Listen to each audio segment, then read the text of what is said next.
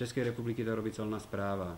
Tá má takisto tieto právomoci. V našom zákone je to tak definované, že to bude robiť NDSK za spoluúčasti policajného zboru. A v tomto dochádza k určitým ešte, musíme si zľadiť vlastne túto činnosť. Ešte tam bola otázka, k akej technológii sa prikláňa NDS, síce to bolo povedané. Bolo povedané. Deklarovali sme to jednoznačne v mojej prednáške. Verejné obstarávanie bude tak otvorené, že nebudeme požadovať, ktorá technológia bude primárna a ktorá sekundárna. Nech sa páči.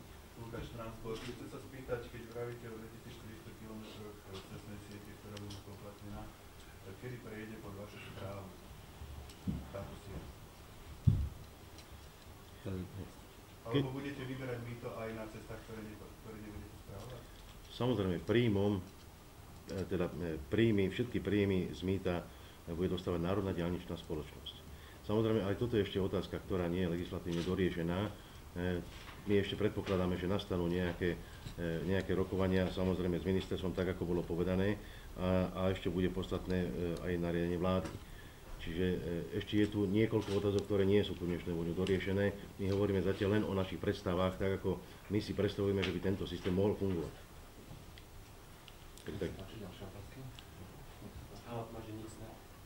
Vy ste povedali, že nebudete preferovať žiadnu z týchto technológií, avšak Európska únia dala miliardy eur na vybudovanie systému Galileo a predpokladá sa, že od roku 2012, respektíve neskôr, bude každá členská krajina povinná mať satelitný systém. Nemyslíte si, že ak vyhrá ten mikrovaný systém, že to budú skôr vyhodené peniaze a potom sa to bude musieť znova za ťažké miliardy prebudovať na ten satelitný systém? Národná diaľničná spoločnosť predpokladá, že v tendrovej dokumentácii sa týmto budeme určite zaoberať a nastavíme vlastne vôbec podmienky z hľadiska technického, z hľadiska prevádzkeho tak, že celý trh v tejto oblasti bude pravdepodobne vedieť asi, ktorá technológia bude efektívna, alebo predovšetkým verejné obstarávanie bude na to, že bude transparentné, že bude hospodárne, to znamená výsledok musí jednoznačne preukázať ekonomickú efektívnosť a z toho vlastne vychádza, aj keď si pozriete a prekryjete si tých 2400 km cestnej siete na Slovensku, je možno o tom potom ďalej debatovať, ktorá technológia je výhodnejšia. Pán Marek Balín, Slovenská televízia, zaujalo sa hovoríte, že v niektorých oblastiach Slovenska sú paralelné diaľnici a majú cesty druhej triedy, ktoré by teda vodiči kamionov mohli možno zneužívať. Myslím si, že koľko je vlastne takýchto oblastí, či zákon pripúšťa nejakú možnosť spoplatniť cesty druhej triedy a či už sú prípadne zahrnuté v tom balíku 2400 km.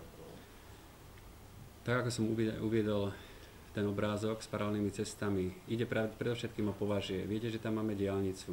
Po veľmi blízkom kontakte asi 500 až 1 km je cesta prvej triedy číslo 61 a vyššie je to cesta 1/18. A z druhej strany váhu v celej dĺžke máme cestu druhej triedy. A toto je vlastne problém a druhá časť odpovede k vašej otázke. Zákon jednoznačne povoľuje, že môžeme spoplatniť aj paralelné cesty. Nie, nedefinuje.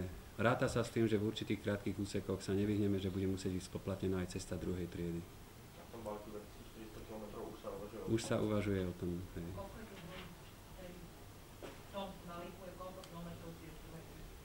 S čím neráta, s čím zatiaľ nepočítame, pretože zatiaľ definujeme paralelnú cestu prvej triedy. Na považí je to celý úsek z Bratislavy až po Žilinu. Ano, a tie cesty druhých tried sú v určitých úsekoch okolo rýchlostnej komunikácie medzi Trnavou a Nitrou. Nie, to je niekoľko desiatok kilometrov. Ďakujem, ďalšia otázka.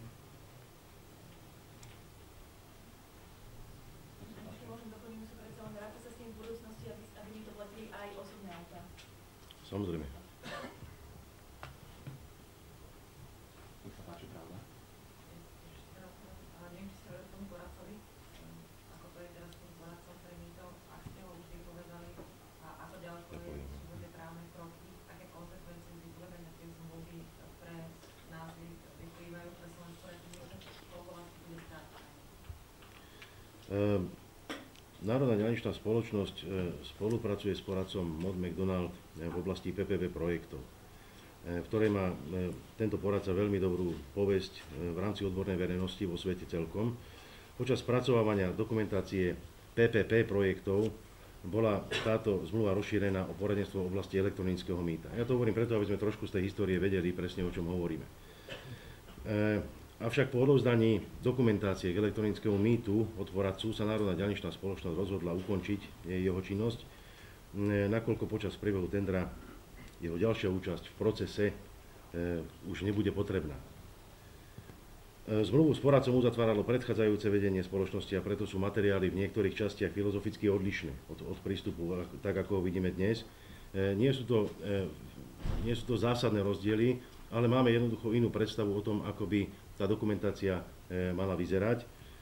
Najzávažnejším nedostatkom poradcu, ktorý viac menej rozhodol o tom našom kroku, sú chýbajúci experti v oblasti slovenského hospodárskeho práva. Čiže nie ani tak v tej odbornej oblasti, ale v oblasti práve slovenského hospodárskeho práva, čo má za následok teda nenaplnenie požiadavky Národnej diaľničnej o prevzatí právnej zodpovednosti spoločnosti Mod McDonald za spracovanú dokumentáciu.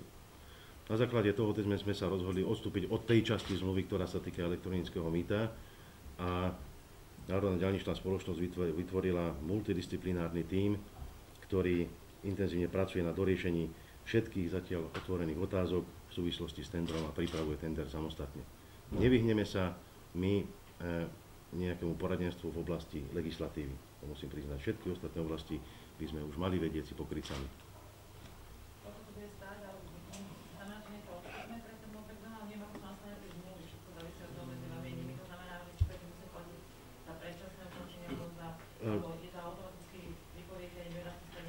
My sme vypovedali, samozrejme predpokladáme ďalšie rokovania. Ja nepredpokladám zatiaľ nejaké osobitné problémy, pretože aj to odstúpenie išlo na základe nejakej dohody rozumnej, pretože hovorím, chceme pokračovať ďalej s touto spoločnosťou pri príprave PPP projektov. Čiže nebudeme platiť nič, hej? Ja to dnes neviem povedať, toto sú už predmety obchodného vzťahu, takže nechcem na to odpovedať, lebo neviem, ako sa to vyvinie. Samozrejme, to ešte môže mať niekoľko variantov. My sme však v každom prípade, samozrejme po debate s ministerstvom, zhodnotili situáciu tak, že treba v tomto čase od tejto časti zmluvy odstúpiť.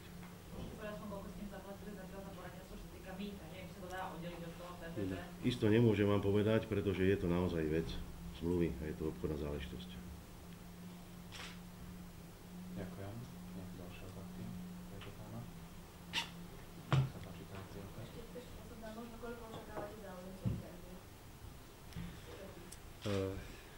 Z hľadiska analýzy tohto problému sme samozrejme zobrali úplne iný prístup k príprave tendrovej dokumentácie na Národnej diaľničnej spoločnosti.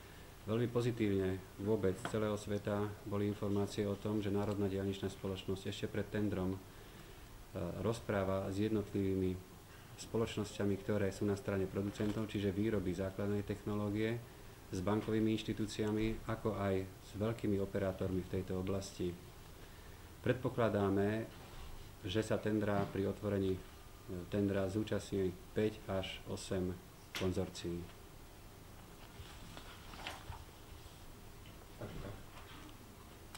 Ďakujem. Nejaké ďalšie otázky, dámy a páni? Nech sa páči vzadu. Ivan Šperany Express, hovorili ste pri stanovovaní výšky mýta, páda do toho aj náklady na budovanie tej diaľničnej infraštruktúry.